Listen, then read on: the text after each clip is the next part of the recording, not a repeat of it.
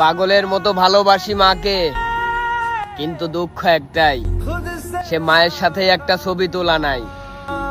আমার মতো কপাল পুরা আছেন যারা, সান্ত্বনামূলক একটা কমেন্ট করে যাবেন শুধুই তারা।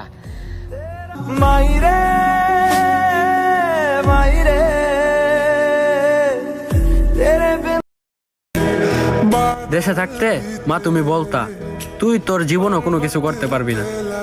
বিশ্বাস করো মা, এখন সূর্যটাও আমার আগে উঠতে পারে না।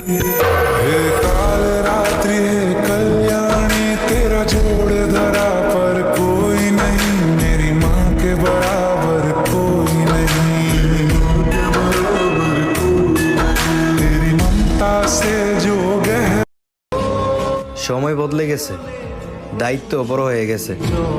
আগে দৌড়াইতাম খেলার মাঠে, আর এখন দৌড়াই সফলতার পিছনে। আগে তো 90 মিনিটেই শেষ হয়ে যাইত, আর এখন যে দায়িত্ব মনে হয় মৃত্যুর আগ পর্যন্ত।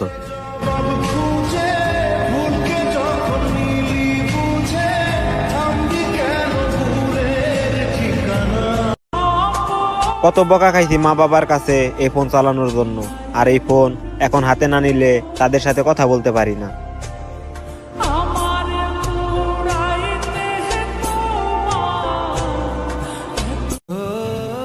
আমি আমার মায়ের থেকে দূরে গিয়েও দেখছি, আবার আমার মায়ের কাছে এসেও দেখছি। মা মা হয়,